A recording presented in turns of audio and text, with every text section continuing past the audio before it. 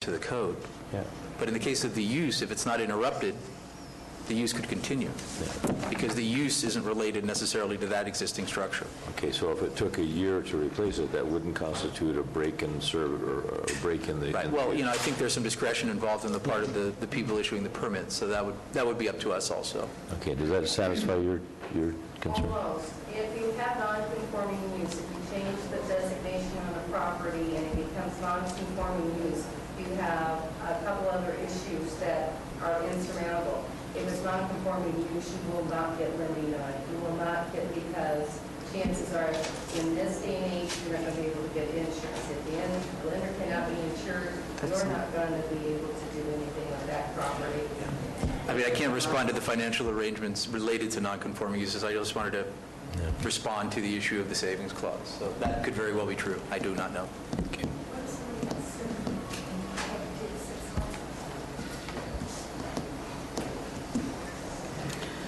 Okay, Mr. McSorley. We have Yes, do you have a question? That wasn't answered. Okay, Ms. Haney, would you like to stand, please? I should have had Jeannie do the same. Could Come forward, yes. please? Well, I guess in asking about the savings clause, which was included, that's in the... could you please speak up? In the savings clause, about the savings clause, that's in the general plan now, would that also be included in this new general plan, not the Valley Springs Community Plan, but in the... Because I've heard talk that some have said, no, it's not going to be part of it. I believe that's what Mr. White said, that non-conforming use will be in the general... The new general in the plan. new general plan. Okay.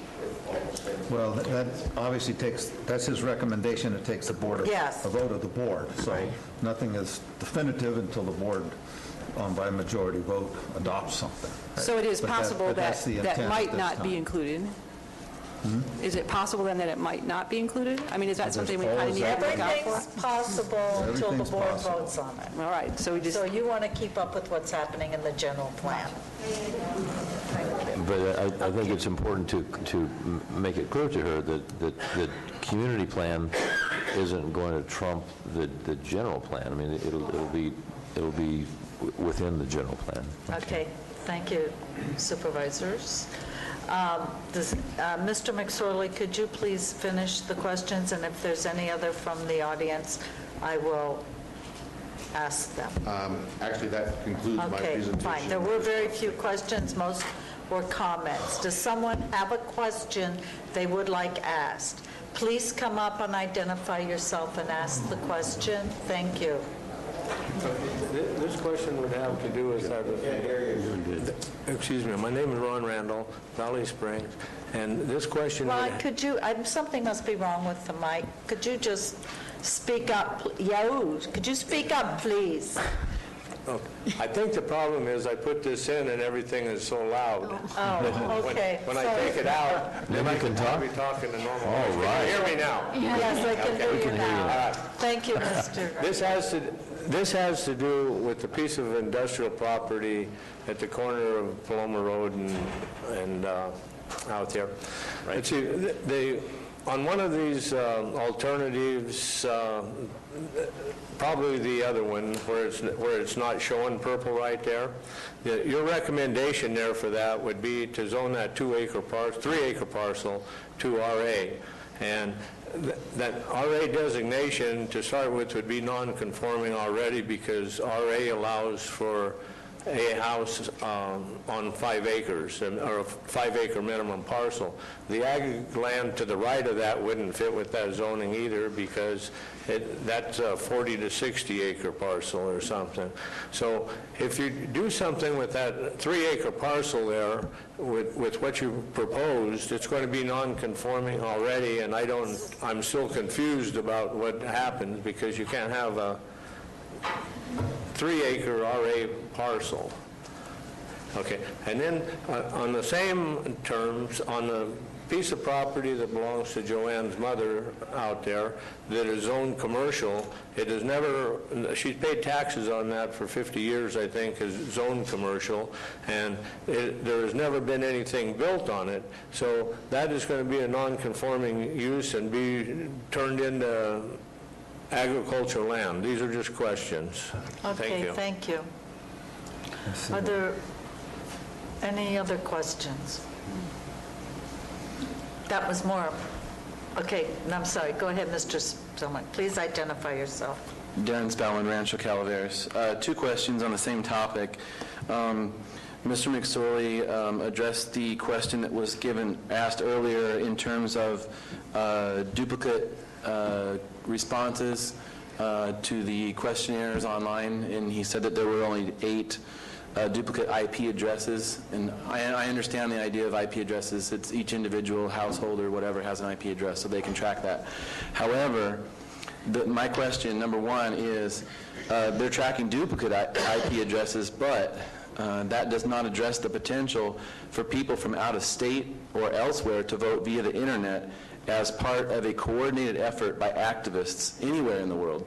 So my question is, you can track duplicates, but can you track the source of the IP address to know if that's coming from Amador County or Mississippi or Russia? Yeah. Thank you. The second question was, Mr. Wietrich here brought up the question that was also not addressed, and that is in terms of what is the legality of conducting such a survey electronically. Okay, thank you. Are there other questions? Okay, thank you. Mr. McSorley, are you comfortable answering those? Or? I don't know, if I may, just a moment.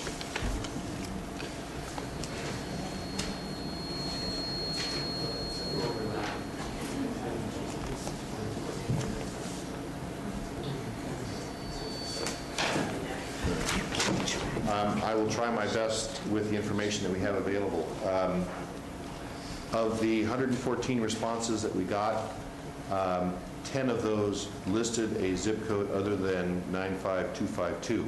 However, this is a self-identifying aspect of the survey, so I think the broader answer is no, I can't definitively tell you where those IP addresses may be, whether they're in Russia or anywhere else. I can certainly do some further research and see if we can get better information, but at this point, that's the best I can do. Okay, thank you. In terms of the legality of electronic surveys, I think that this was tied into the Brown Act. I've talked to Mr. Wietrich about his assertion that this was a Brown Act activity, and I've researched the Brown Act, and although I'm not an attorney, I'm convinced that this is not a Brown Act activity, and therefore the question, I think, is not necessarily germane. Again, I can research that a little bit further, but I don't believe the electronic survey or data gathering is a Brown Act issue. Mr. Jones, did you want to comment on that? The Brown Act doesn't apply. It applies to local legislative bodies. So it applies to you when you have a COG meeting? Correct. But it does not apply for processes of public input on a survey type situation? Correct. It applies to local legislative bodies. All right, thank you. Thank you. Okay.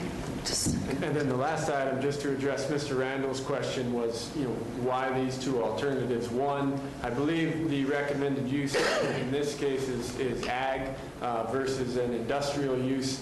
And I think this small piece that he's referring to is basically a holdover from kind of earlier community meetings, one in which the larger parcel to which this was attached was either shown as an all-industrial use or an all-ag use. And so this small piece was then left to reflect a piece of the community plan which no longer existed.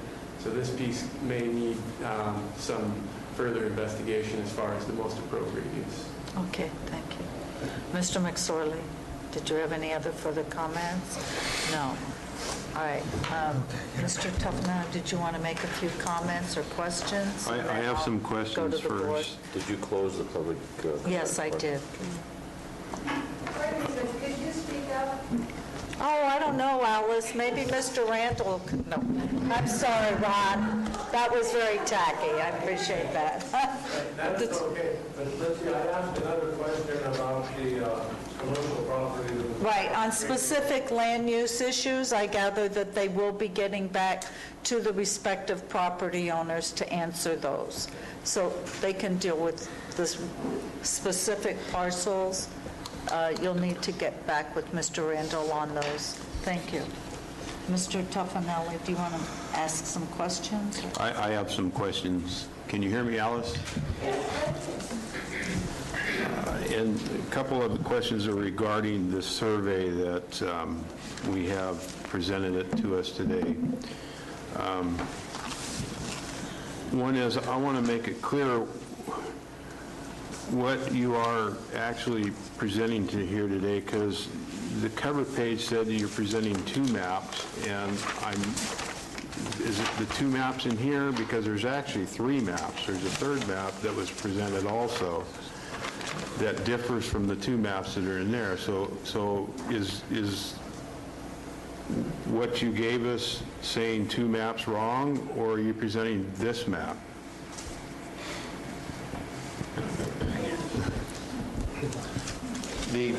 The answer to your question directly is it's the 3rd map that is at the end of the presentation. What we wanted to try and do is give you a little bit of brief history to let you know that we had started off with 2 alternatives, and the survey resulted in that amalgamation or compilation of the 2 based on the survey results.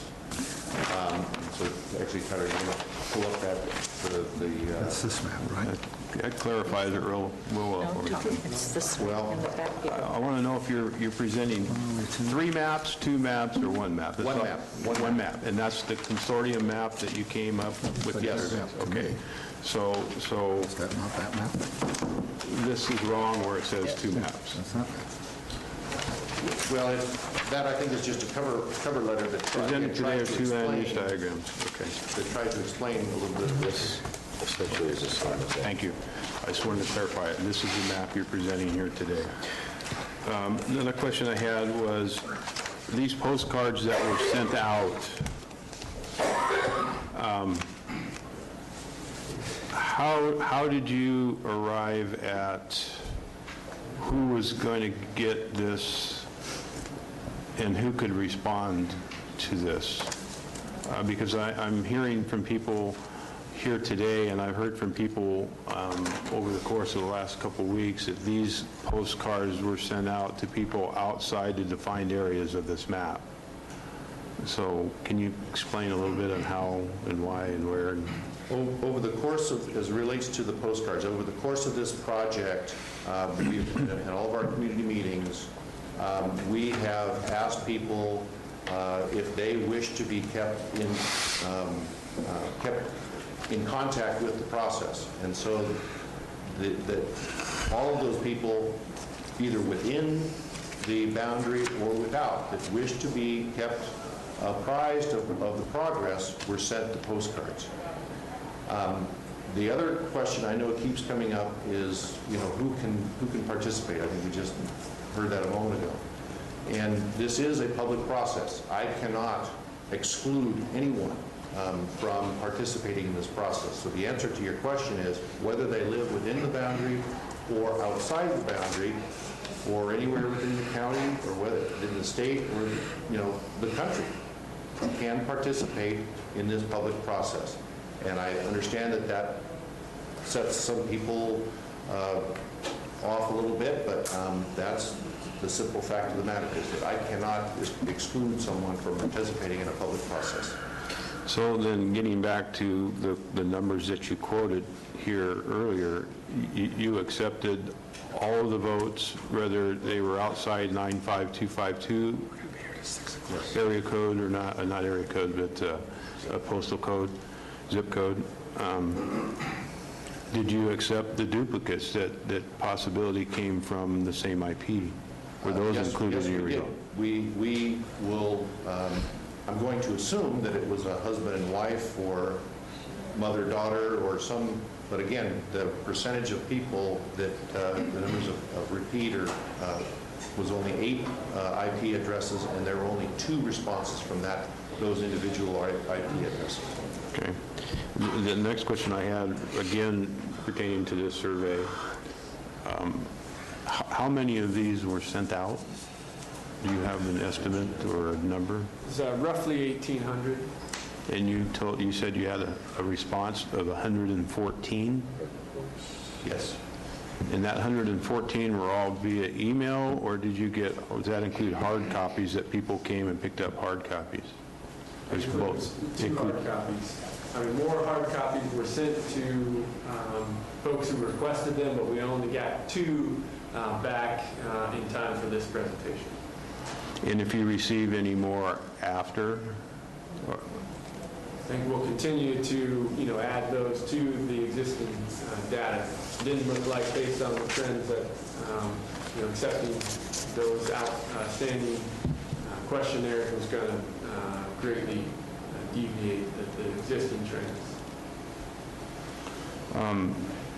Can I ask another question in the process? You said you met with property owners during the course of this past 15 months, and you met with them in your office or somewhere else, I presume, one-on-one.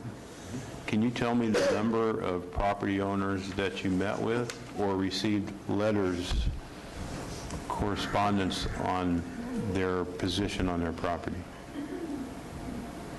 I'm going to guesstimate, I don't have that number, I'm going to guesstimate between 10 and 15.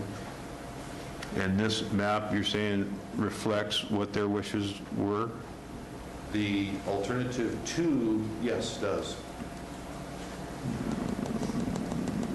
I know of one particular owner that you did meet with, and it doesn't reflect in any of those with, and that's Pfeiffer's, which own some property off of 26. And both him and his son met with you, and they gave a letter to you, and they sent a copy to me and met with me on what their current zoning is and what it shows up on this map. Just to bring that to your attention. I'm not sure if it flew under the radar or what, but I think that's the end of my questions. If Did you wanna want to have other respond to questions. that, Tyler? Well, just that I think this is a fairly rough grain map, and because it's layer upon layer of information, and so, because they're right along Highway 26, it could easily be that the width of that line is covering, the little red Their dot. property goes all the way to the creek, from 26 back to the creek, so. But I'm not admonishing you for that. I'm just saying that maybe for some reason it flew under the radar, that at some point we need to address it. So. And I can certainly, and I did meet with Mr. Pfeiffer Sr. and Jr., and would certainly apologize if that was left out of the discussion. But again, I think that this, as I've stated before, that this map is subject to change, and I can forward that information to the planning department if the board so wishes to accept this map, and I can provide that info. Do you want my comments now, or do you want to No, I'll get go to open the questions? boards. Okay. Tom, do you want to start? Well, you want me to start with comments? Yeah, or you just want comments. I'm going to go with Gary last. And Oh, you want to go last, Gary? or yeah, want if to you go have first? some, yes, Okay, I I'll asked, sit. thank you. Give me my mic. 5 minutes? And only one time. That's right, supervisors, you only get one I on. am very unhappy, I guess, with the product that is before us. It looks more, to me, like a mini general plan than it does a community plan. When the Rancho people showed up under public comments here several weeks ago, I made the comment that I thought the first thing that should happen is that they should define the boundaries of what the community plan area should be before they started deciding what should be in the community plan. Well, after the comments today, I take that comment back. That should be the second thing that should be done. The first thing that should be done is to define what the purpose of a community plan is. And quite frankly, the purpose of a community plan is to encourage and direct growth to take place within the community plan area, where we have services, we have public water, we have public sewer, we have roads, we can provide fire, law enforcement, ambulance service in an efficient manner. The school bus can pick up a whole bunch of kids in a few blocks area. We can have enough density that we can have walking trails and bike paths and the things that a lot of people like when they live in a community center. And I look at what's before us, and it doesn't meet my definition of a community center. We've got stuff in here that's 5-acre minimums on septic and wells and the like. I mean, why do we have a community center if we're not going to provide services? It's like my friend Andy said, we need to provide these services. I said in an earlier meeting that the big battle, if we get the community plan